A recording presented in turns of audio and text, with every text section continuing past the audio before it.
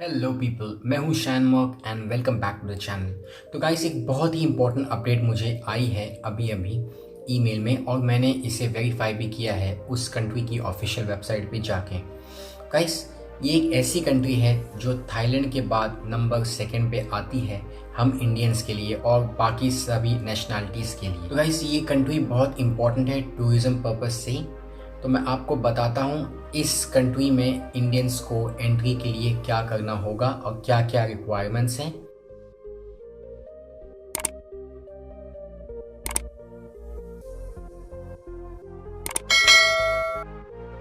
सभी चीज़ें मैं आपको डिटेल में समझाता हूँ। तो गाइस, सबसे पहले मैं आपको बता दूँ, ये कंट्री इंडियंस के लिए ओपन हो चुकी है और इस कंट्री का नाम है इंडोनेशिया। जी हाँ गाइस, इंडोनेशिया का नाम आपने सुना होगा और इंडोनेशिया में बाली है जो कि वर्ल्ड फेमस है अपने ब्यूटी के लिए और टूरिस्ट अट्रैक्शंस के लिए। गाइस, एक चीज़ मैंने नोटिस की जो बहुत अजीब है, जब हम कंपेयर करते हैं बाकी कंट्रीज़ के कोविड रूल्स से, तो वो अजीब बात ये है इंडोनेशिया में कि आपको 3 से 4 बार RT-PCR नेगेटिव कोविड रिपोर्ट उन्हें प्रेजेंट करना होगा। तो जब सबसे पहले अगर आप इंडिया से फ़्लाइट बुक करते हैं इंडोनेशिया की, तो पहले आपको, जब आप इंडिया से फ़्लाइट बोर्ड करेंगे, तभी आपके पास एक नेगेटिव RT-PCR रिपोर्ट होनी चाहिए जिसकी वैलिडिटी उन्होंने एक्सेप्ट किया है सिर्फ 72 आवर्स।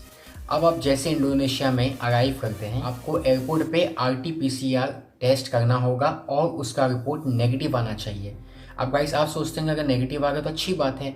जी हाँ गाइस, नेगेटिव रिपोर्ट आना सभी के लिए अच्छी बात है, बट नेगेटिव रिपोर्ट आने के बावजूद आपको 8 डेज के लिए क्वारंटाइन इंडोनेशिया में करना होगा। जी हाँ गाइस, ये कुछ अजीब बात है। अब आगे बहुत सारी अजीब बात मैं आपको बताता हूँ। अब आपने एयरपोर्ट पे टेस्ट करवा लिया, आपका रिपोर्ट नेगेटिव भी आ गया, आपने 8 डेज की क्वारंटाइन भी ले ली। अब क्या? अब आप इंडोनेशिया घूम सकते हैं, है ना? जी नहीं गाइस, ऐसा नहीं है। उस 8 दिन क्वारंटाइन होने के बाद आपको फिर से, जी हाँ गाइस, काउंट करना, ये थर्ड टाइम है, आपको फिर से RT-PCR टेस्ट करना होगा और रिपोर्ट नेगेटिव आना ही चाहिए। अब जब गाइस इस बार भी नेगेटिव रिपोर्ट आता है, तभी भी आप पूरे इंडोनेशिया में नहीं घूम पाएंगे। सिर्फ 6 ऐसे प्रोविंसेस प्लेसेस इंडोनेशिया में हैं जहां टूरिस्ट फिलहाल घूम सकते हैं। उन सभी 6 प्लेसेस के नाम मैं डिस्क्रिप्शन बॉक्स में डाल दूंगा। और 2 ऐसे प्लेसेस है जिसे ओपन किया गया है स्पेशली सी फेयर्स के लिए और लैंड बॉर्डर क्रॉसिंग के लिए। गाइस, ये जो भी इंफॉर्मेशन मैं आपको दे रहा हूँ, इसे ध्यान से सुनिए और इसे नोट कर लीजिए अगर आपके मन में ख्याल है इंडोनेशिया ट्रैवल करने का। और गाइस, अगर आप इंडोनेशिया के लिए फ़्लाइट बुक करना चाहते हैं तो मेक श्योर आप जब भी फ़्लाइट बुक करें, बुकिंग करने से पहले 2 चीज़ों का ख्याल रखें, जैसा कि मैं हमेशा आपको बताता हूँ। सबसे पहले, जो भी एयरलाइंस आप बुक कर रहे हैं, आप उनको प्लीज़ कॉल कर लीजिए या ईमेल भेज दीजिए। मैं तो कहूँगा आप प्लीज़ कॉल कर लीजिए, एक बार नहीं 2 बार कंफर्मेशन ले लीजिए, वरना आपके पैसे वेस्ट हो सकते हैं। क्योंकि गाइस, ये मैंने पर्सनली एक्सपीरियंस किया है और काफ़ी सारे मेरे सब्सक्राइबर्स का भी मुझे DM इंस्टाग्राम पे आता है कि सर, वेबसाइट पे कुछ और होता है, वो लोग कहते कुछ और हैं, इन्फॉर्मेशन यूट्यूब वीडियो से मिलती कुछ और है, जब हम एयरपोर्ट पे जाते हैं तो होता कुछ और है।